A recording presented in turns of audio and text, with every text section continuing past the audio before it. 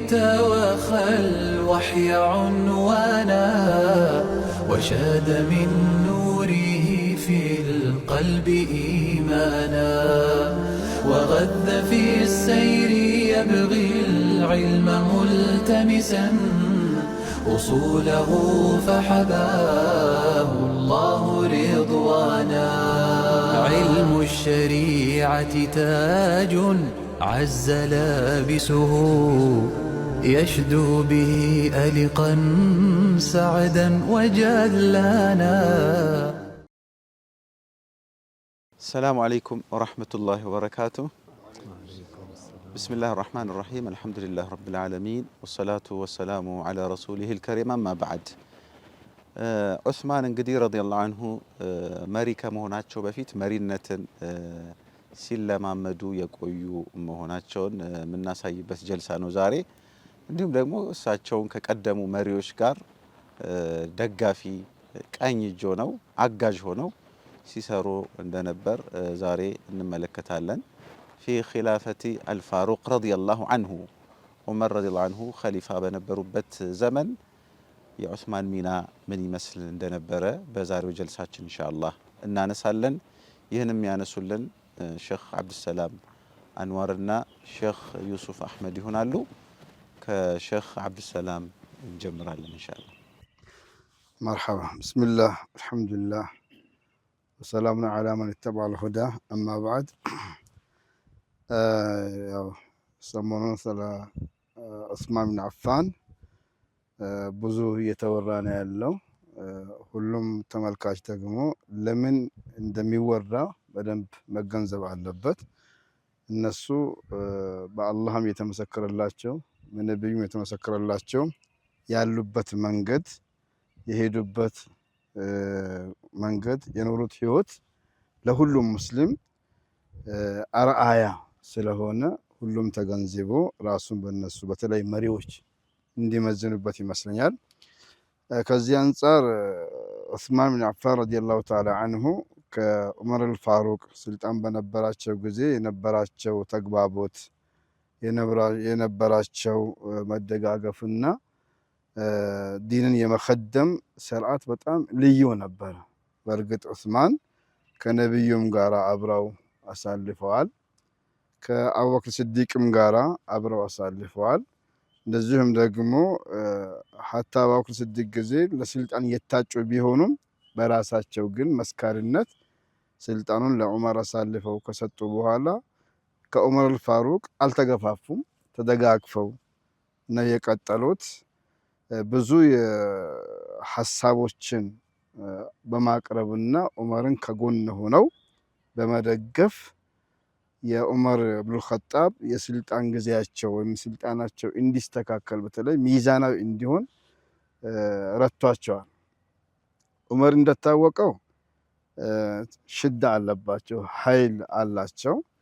ልክ ነብያችን አቡበክርና ዑመር ሁለቱም አማካሪ ናቸው። አቡበክር አዛኝ ናቸው፣ ዑመር ደግሞ ጀግንነት ያመዝንባቸዋል። የሁለቱን ሐሳብ ይቀበሉና የጀግንነት ጊዜ ውሳኔ በጀግንነት ይወስናሉ። የእዝነቱ ደግሞ በአቡበክር ስዲቅ ሐሳብ ይመራሉ። በዚህ ነው የነቢያችን ሚዛናዊ መሪነትም የተረጋገጠው።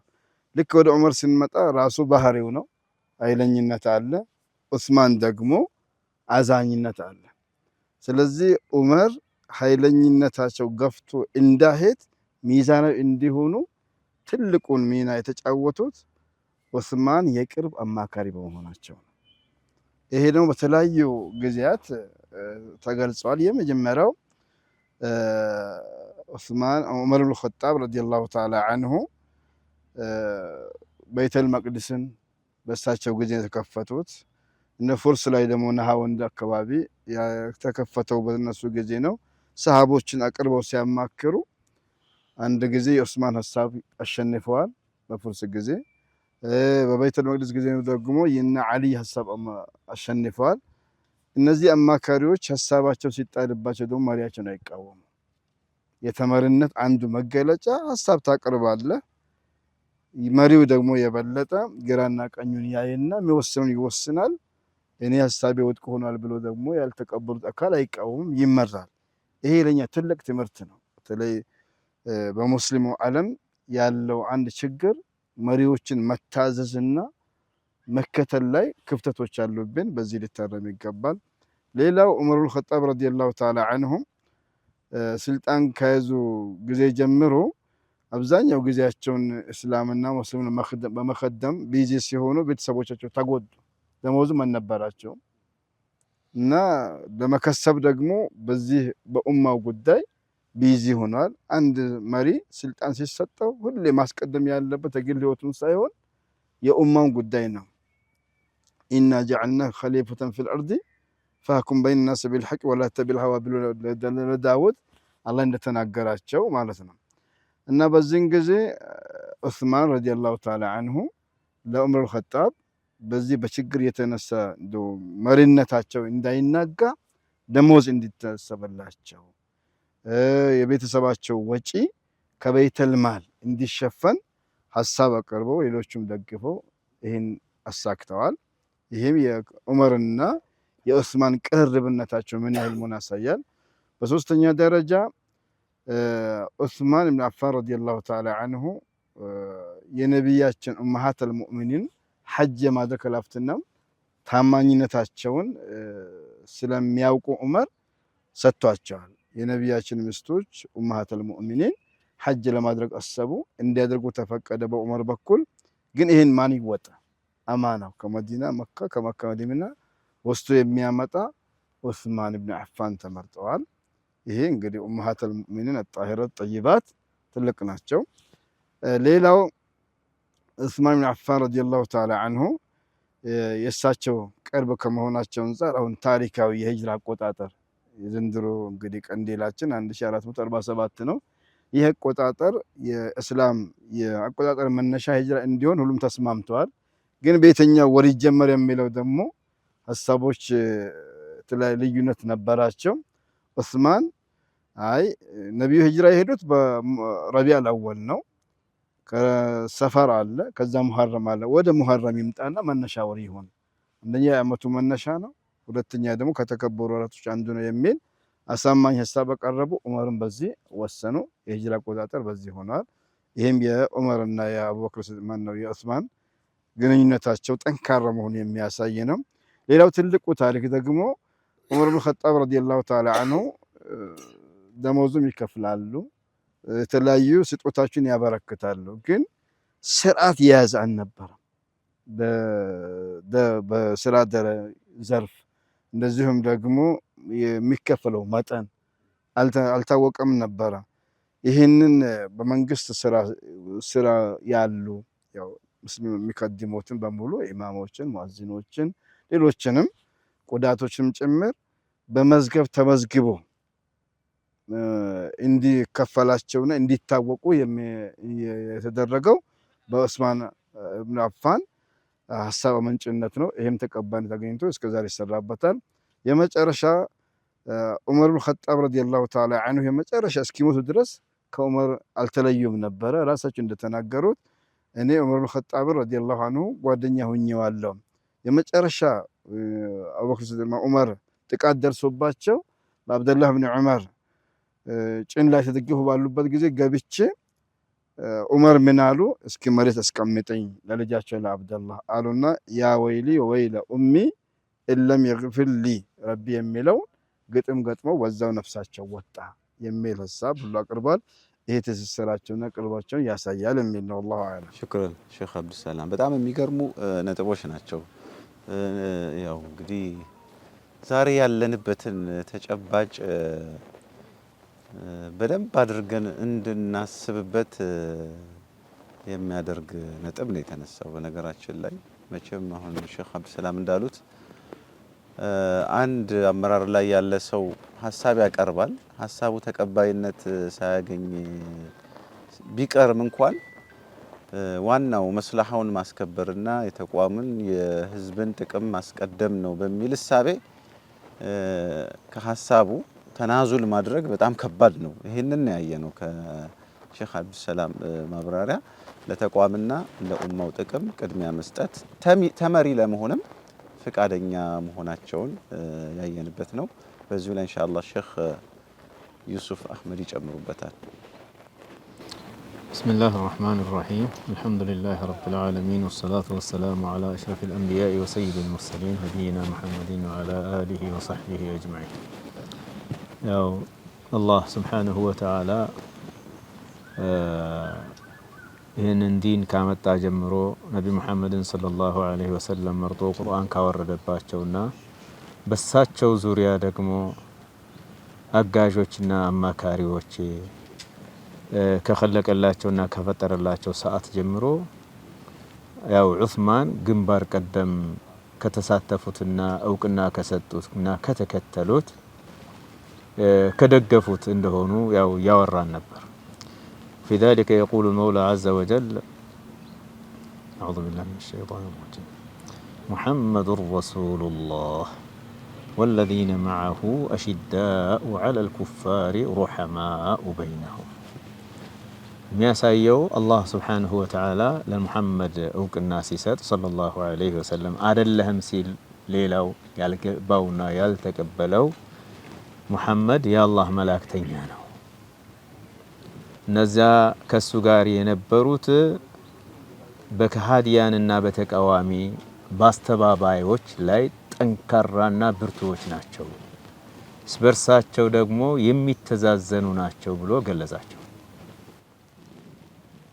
ወይም ሙሐመዱን ረሱሉላህ ሙሐመድ የአላህ መልእክተኛና እነዛ ከሱ ጋር የነበሩት አሽዳኡ ዐለል ኩፋር እንዳጠቃላይ በኩፋር በከሃዲያን በተቃዋሚዎች ላይ ብርቱዎች ነበሩ፣ የሐቅ ተጋፊ ነበሩና እነዛኞቹ ማለት ነው።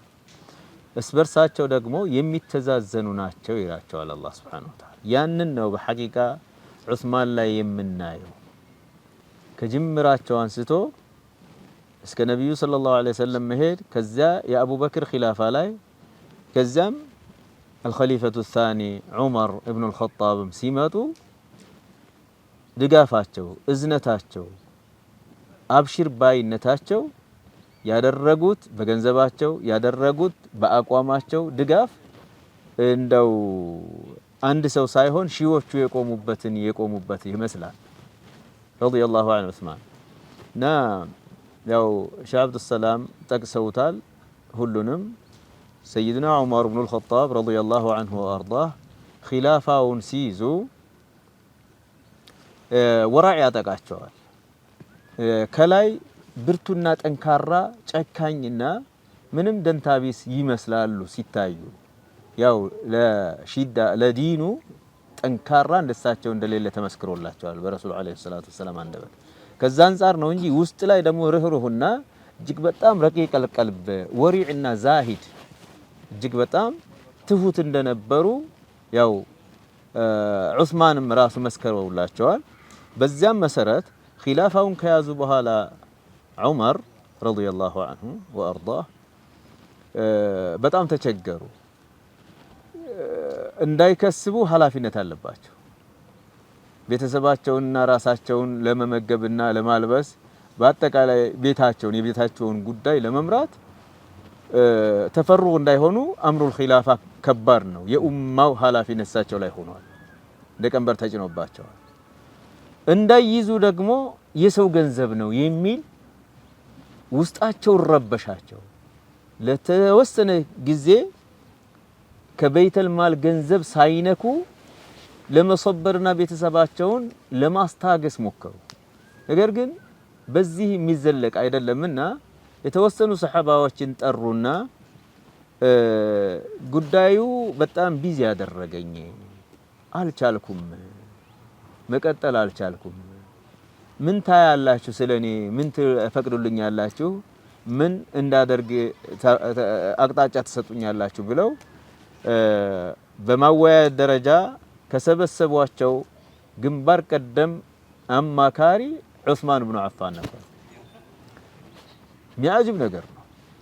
ዑስማን ብኑ አፋን ቆራጥ አቋምና ይሄ ኡማ ጉዳዩ ተስተካክሎ ሊቀጥል የሚችለው መሪው የተደላደለ ሐሳቡን የማይሸራረፍና የማይቀናነስ በቃ የቤቱን ጉዳይ ሙሉ ለሙሉ ሲሸፈንለት ነው፣ በሌላ ጉዳይ ቢዚ የማይሆን ሲሆን ነው የሚለውን ስላገኙ ኩል ወአጥዒም የሙስሊሞች ገንዘብ በይቱል ማል ማለት ምን ማለት ነው? አንደኛው በዋናነት አንተና የሚመለከተው ለራስህም ብላ ለሚገባቸውና ያስፈልጋቸዋል አልካቸውም ስጥ አብላ ብለው ሐሳብ ሲሰጡ ሰዒድ ኢብኑ ዘይድም ይሄንኑ ደገሙ። አልይም ነበሩና አንተስ ምን ትላለህ ያ አልይ አሏቸው። እዚህ ላይ አልይን በዑስማን ላይ ዑስማንን በአልይ ላይ እንደዚህ የሚነካከሱና የሚያያዙ የሚሟጫጨሩና የሚገፋፉ አስመስሎ የሚያቀርብ ለኢስላም ጤናማ እይታ የሌለው ለእስልምና እኔው ነኝ የማስብ ባይ ከሺዓውም ሆነ ከሌላው ቡድን በጣም የሚያፍርበት ክስተት ነው። አልይ አብረው ተማክረዋል፣ ሐሳብም ተጠይቀዋል። እንተስ ምን ትላለህ አልይ ሲሏቸው አሊ ኢብኑ አቢ ጣሊብ ብላ አብላ ብቻ ሳይሆን ገዳአን ወዓሻአ ራትህንም ምሳህንም ራትህንም ውሰድ አሏቸው ማለት ነው። አሊ ኢብኑ አቢ ጣሊብ ልክ እንደ ዑስማን ከዛም አልፈው እንዳይጨናነቁ አንዴ ብቻ በቀን ከቀመስኩኝ መብቃቃት አለብኝ እንዳይሉ ገዳአን ወዓሻአ ብለው ሐሳብ ሰጡ ማለት ነው። ና ዑስማን ኢብኑ አፋን ረዲየላሁ ዐንሁ ወአርዳህ ለዑመር ኢብኑ አልኸጣብ ወዚር ብቻ ሳይሆኑ አጽናኝና ደጋፊ ናቸው። የደገፉበትም ደግሞ በኢኮኖሚም ሆነ በሌላ ጊዜ የተነሳም ጉዳይ አለ የምናነሳውም ይሆናል ቢኢዝኒላህ። ሹክራን ረዲየላሁ ዐን ዑስማን ወበቂየቲ ሰሓበቲ ረሱሊላህ ሰለላሁ ዐለይሂ ወሰለም። ጀዛኩሙላሁ ኸይራን። መጨረሻ ላይ ሼክ ዩሱፍ አንተም ብላ አብላም ሲሉ ያው በሌላም እንዳይተረጎም መቼም ያው የዕለት ቀለባቸውን ማለት ነው በሚያስፈልጋቸው መጠን ማለት መሆኑን ያው ማስታወስ ያስፈልጋል። ከዚህም በላይ የሚያደርጉ ሰዎችም እንዳልነበሩ ይታወቃል። እና ይሄንኑ ተጨንቀው አይደል ይሄንኑ እኮ መውሰድ አይፈቀድልኝ ብለው ተጨንቀው ነው ያማከሩ። ልክ ነው። የተሰጣቸው ምክር ያንኑ የሚያሳይ ነው። ያው ጠቆም ማድረግ አስፈላጊ ስለሆነ ነው። ለነበረን ቆይታ ሁላችሁንም አመሰግናለሁ። ጀዛኩሙላሁ ኸይራን። ሰላም አለይኩም ወራህመቱላሂ ወበረካቱ። لجيل توخى الوحي عنوانا وشاد من نوره في القلب إيمانا وغذ في السير يبغي العلم ملتمسا أصوله فحباه الله رضوانا علم الشريعة تاج عز لابسه يشدو به ألقا سعدا وجلانا